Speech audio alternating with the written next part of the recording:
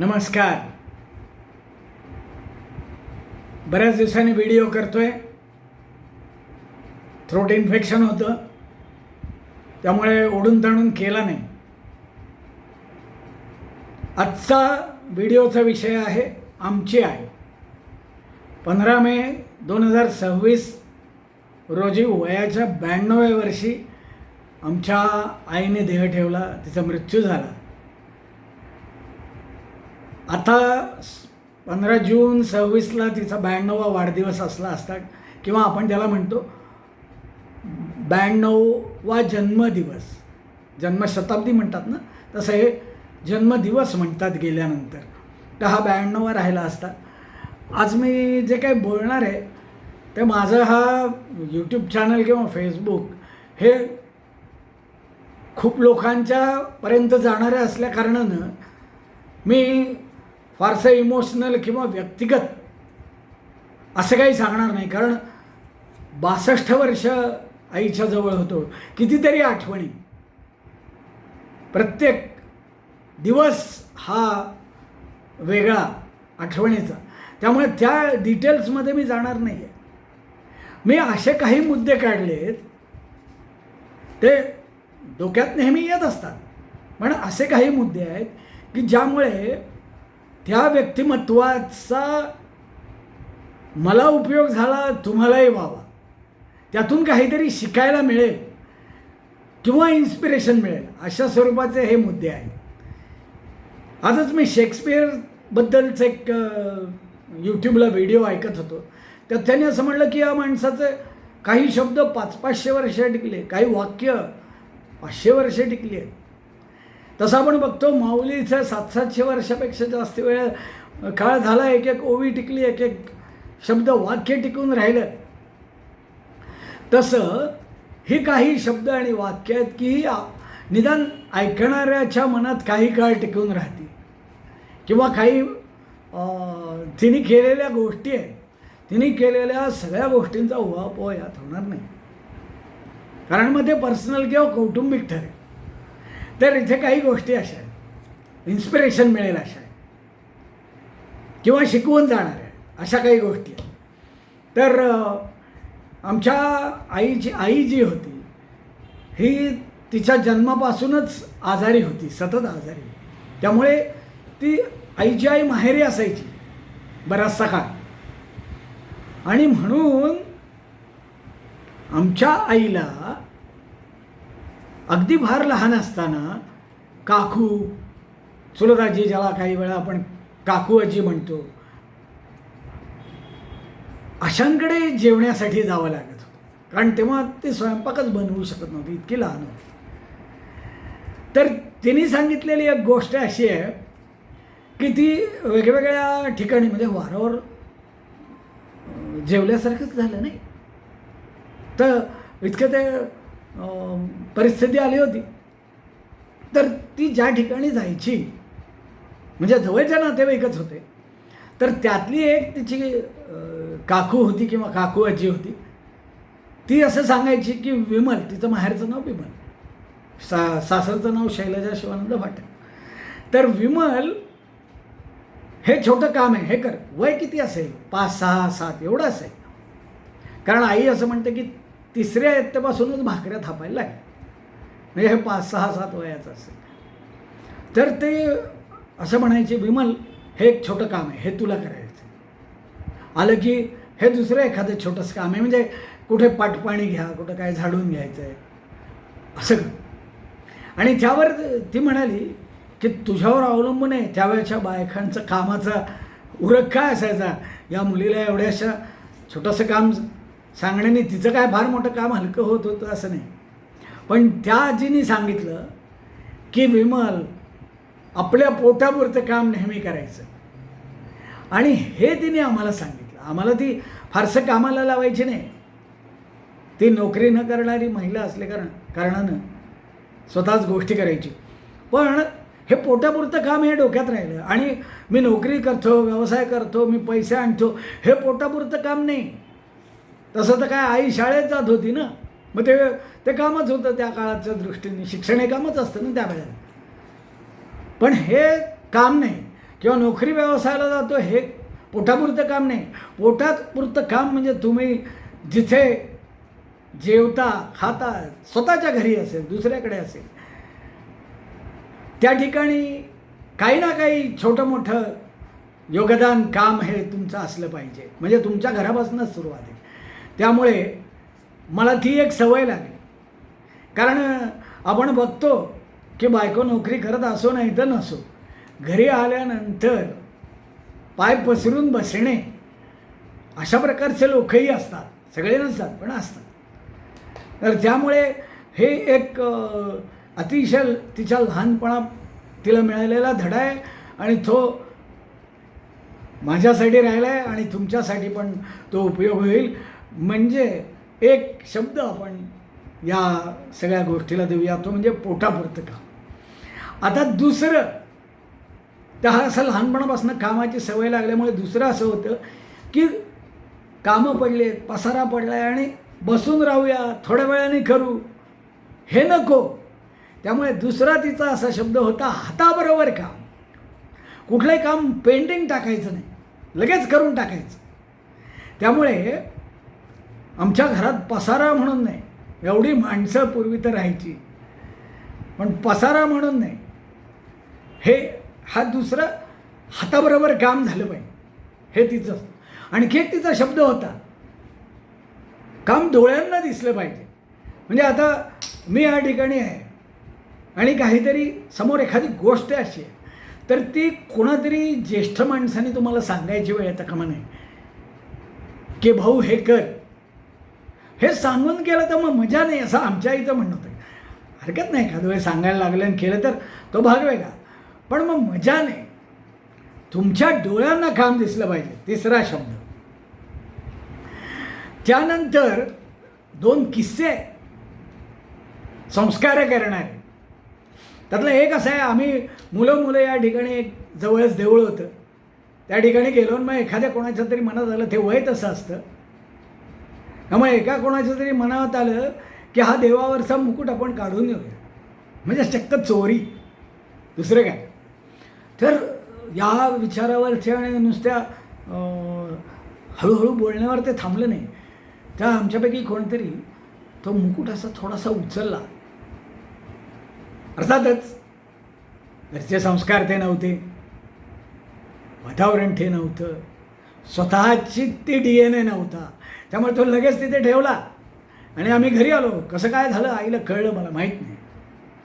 परंतु त्यावर ती बाकीची मुलं तर नव्हती मला आठवत नाही. मी आणि माझा भाऊ दोघं होतो. तर तिने रागाने बघितलं अशा रागाने पाहिलं आणि त्यानंतर तिने बोलणं बंद करून टाकलं. ही केवढी मोठी शिक्षा आहे हे त्यावेळेला पहिल्यांदा कळलं. तर आम्ही काय तेवढं अगदी हे नव्हतो. आमच्या आजोबांनी इतकी आमची आई करारी डोळ्यांची नव्हती पण तरीसुद्धा ह्याचा पाहिजे तो परिणाम झाला.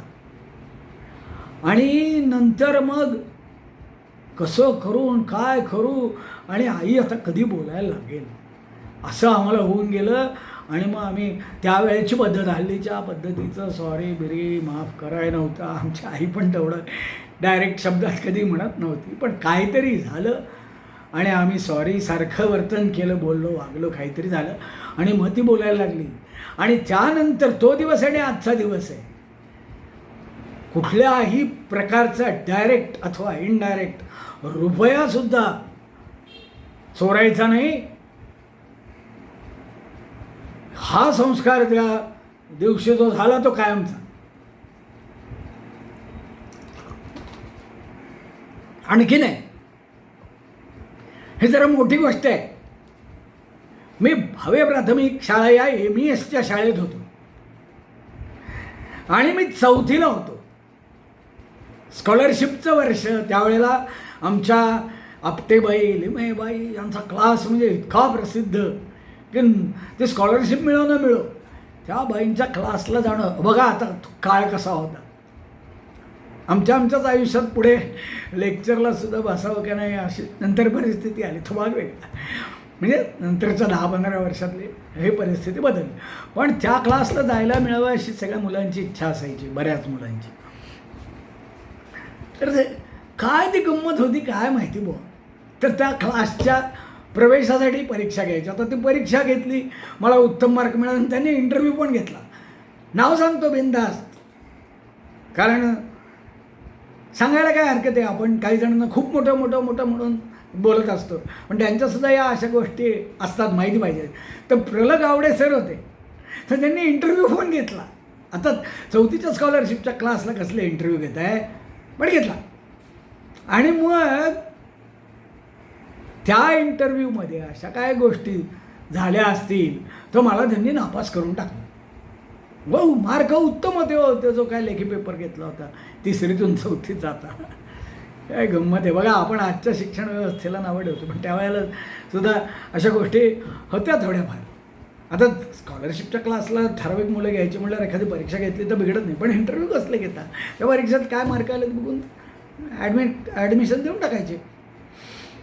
तर इंटरव्ह्यू घेतला आणि मला नापास केलं. तर आमच्या आईच्या मनाला ते भयंकर लागलं.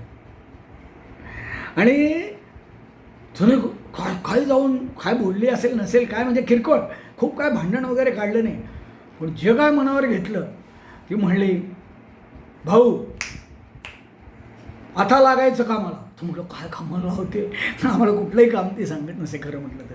हे पोटापुरतं काममुळे कधीतरी नंतर ती सवय लागली. म्हटलं आता काय काम सांगते, 4थीतलं लहानसं मुलं. आता माझे काय काय फोटो आहेत 4थीतले सापडलेत बरं का. तर त्यावरून तुम्हाला कळेल प्रल्हाद गावडे काय म्हणले ते. तर त्याने असं काय मनावर घेतलं. हां, तर त्यात एक मध्ये गोष्ट झाली. आमची आई गेली होती तिथे आणि त्यांना विचारलं तर क्लासला का नाही घेतलं, तर म्हणे तो जरा शाय आहे हो. आई म्हणली शाय, हे काय बोलणं आहे. तर ठीक आहे, त्यावेळेला तिने काय भांडण नाही केलं, पण घरी येऊन मी म्हटलं तसं तिने ठरवलं की नाही झालंच पाहिजे. आणि असा काय अभ्यास घेतला. त्यावेळेला फारशा आया अभ्यास घेण्याच्या बंधात पण पडत नव्हत्या, असा तो काळ होता. आम्हाला सुद्धा काही फार अभ्यास घ्यावा लागत नव्हता आमचा. तर असा काय अभ्यास घेतला आणि काय तिमाही होती का 6 महिने होती परीक्षेपर्यंत. मी सर्व विषयात पहिला आणि अर्थातच टोटलमध्येही पहिला आलो, की जी स्कॉलरशिपची परीक्षा म्हणून ते पण घ्यायचे वारंवार. म्हणजे ती स्कॉलरशिपची प्रिलिम वेगळी, 4थीच्या स्कॉलरशिपच्या काही परीक्षा घ्यायची. तर मी सगळ्या विषयात ते बसू द्यायचे, जरी क्लासला नसलं तरी सगळ्या मुलांना. तर त्यावेळेस सगळ्या विषयांमध्ये मी पहिला. हो, आमच्या बरोबर काय एक थोर गणिती आमचा चंदू थत्ते, अनिल परांजपे, काय 101 हुशार मुलं, पण मी पहिला आलो. आणि ते सगळं बघितल्यावर मुख्याध्यापकांनी बोलवून घेतलं आणि म्हणाले, म्हणजे हातबीत जोडण्याची काय पद्धत नव्हती. ते अशा काय काय पद्धती आहेत त्या या स्टोरीवरनं तुम्हाला कळतील. काय एवढं काय सॉरी बिरी म्हणण्याची त्यांची पद्धत नव्हती, पण त्यांनी असं सांगितलं, उद्यापासनं प्रसाद फाटकला 4थीच्या स्कॉलरशिपच्या क्लासला येऊ द्या. बरं, एवढ्यावर आई थांबली नाही. त्यानंतर सुद्धा तिने ती स्कॉलरशिपची परीक्षा होईपर्यंत अशी काय जिद्द ठेवली होती, असं काय सातत्य ठेवलं, जे त्या क्लासला घेण्यापूर्वीच्या परीक्षेत जेवढं ठेवलं तसंच ठेवलं. आणि मी एवढा काय प्रचंड हुशार नसून सुद्धा माझा 4थीच्या स्कॉलरशिपला तो जे काय बोर्ड असेल अख्ख्या बोर्डात 6वा आणि आमच्या भावे स्कूलसारख्या अत्यंत महत्त्वाच्या शाळेत पहिला नंबर आला. आणि यातून काय काय शिकायला मिळालं. एक तर जिद्द, एक तर सातत्य, एक तर अन्याय सहन करायचा नाही. आता हे थोडं विषयांतर होईल, पण त्यामुळेच पुढे जेव्हा मी संघाचं अत्यंत सातत्याने चिकाटीने काम केलं तेव्हाही तो या आईचा संस्कार कामाला आला असेल. आणि ज्या वेळेला चुकीच्या गोष्टी घडताना दिसल्या त्यावेळेला त्याला विरोध अगदी प्रांताच्या मोतीबागेच्या कार्यालयात जाईपर्यंत करण्याचं धारिष्ट्य पण माझ्यात त्यामुळे आलं. आणि त्या अन्यायाविरुद्ध नंतर अन्याय झाला, त्या अन्यायाविरुद्ध लढण्याचंही धाडस झालं. मला असं वाटतं मी मोठा संघाचा कार्यकर्ता झालो नाही चांगलं झालं, पण माझ्या आईने जे मला शिकवलं ते माझ्या शेवटपर्यंत राहिलं, आजही आहे. आणि सत्याची कास धरायची, अन्याय सहन करायचा नाही आणि जिद्द आणि सातत्याने आपला ठसा उमटवायचा. आता मी काय संघाच्या बाहेर राहून एवढा ठसा उमटवू शकलो नाही, पण आज जगभरामध्ये आपला विचार जातो. अगदी एवढंच आहे ते. गल्लीतलं काळं कुत्रं पण विचारत नाही, पण जगभरात विचार जातो. ते हे सगळं आईमुळे झालं. हा जो आहे हा एक खूप महत्त्वाचा इन्सिडन्स होता, म्हणून मी डिटेलमध्ये सांगितलं, म्हणजे ह्यातून शिकायला मिळेल. आणखीन तिने काही गोष्टी केल्या आयुष्यामध्ये. त्यात म्हणजे जे जवळचे होते नातेवाईक, नाही नातेवाईकातलं मला आठवत नाही, पण जे जवळचे होते नेबर्स, त्यांच्यामध्ये ती 2 मुलांना तिने मोफत शिकवणी घेतली. त्यांचे पैसे घेत नसे. त्यांच्या घरात शिकवायला त्यांच्या आईला वेळ नव्हता आणि क्लास लावायला पैसे नव्हते. त्यामुळे आईने 2 मुलांची मोफत शिकवणी केली. त्यानंतर अशी काही कुटुंब होती की जी अगदी खात्रीशीर होती, ते सुद्धा अत्यंत प्रामाणिक होती, पण त्यांना काही आर्थिक मदत लागली तर कुठलं कारण आहे, काय कारण आहे न विचारता एका झटक्यात आई पैसे काढून देत असे. तेही प्रामाणिक होते, आणून द्यायचे. मग परत पुढच्या वेळेला जेव्हा ते मागतील त्यावेळेला ते पैसे त्या ठिकाणी परत आई द्यायची. हा एक भाग होता. आणि तिसरा भाग असा ते खूप शेवट सांगितलं. काही अडलं तरी, म्हणजे जुन्या गोष्टी वगैरे खूप सांगायचे ना, तर काही जरी आठवलं, काही वाटलं तरी मी आईला विचारायचो. तर त्यातली एक खूप महत्त्वाची गोष्ट 91 पूर्ण, 92 रनिंग आणि मृत्यूच्या आधी फक्त एखादा महिनाच तिने सांगितलेली गोष्ट आहे. हे बा, आणि आता आम्ही किती सांगतो केल्यानंतर आम्हाला, आता खरं सांगायची इच्छा नसते, तोही आईचा संस्कार आहे, पण असे संघर्ष झाल्यामुळे सांगायची वेळ आली. तर किती सांगतो आम्ही, हे केलं ते केलं, आणि आपली संघटना पण आहे ना, त्यामुळे सांगावंच लागतं. तर हे तिने 91.5 वर्षात सांगितलं नाही, ते सांगितलं की ती एक मॉन्टेसरी चालवायची. ते आम्हाला माहिती होतं. पुण्यातही चालवली, गोरेगाव महाडजवळ आहे आमचा आजोळ, तिथेही चालवली. तर तिथे ती त्यावेळेची मुलं पण बघा कशी होती. नुसत्या टिवल्या बावल्या करण्यापेक्षा ती संस्कार वर्ग, मोफत संस्कार वर्ग घ्यायची. त्याला ती सगळी मुलं यायची. ते 10-12 मुलं यायची. त्यांचा तो हे चालायचा, त्या सगळे होते पाढे बिढे सगळं पाठ करून घ्यायचं. मग नंतर स्तोत्र म्हणायची, त्यावेळी परवाचा किंवा शुभंकर होते असायचं, ते घ्यायचं. आणि त्या मुलांना काहीतरी वेगवेगळ्या खाऊ, कुठे दडपे पोहे केले, कोकणातले काय काय पदार्थ सोपे सोपे असतात ते केले, कधी उन्हाळा असेल तर पन्ह केलं. असं करून ती त्यांना खाऊ पिऊ पण घालायची. आणि झोपाळा मोठा होता, तो मोडेल तोडेल काय नाही, त्या झोपाळ्यावर बसून ती मुलं हे म्हणायची सगळं.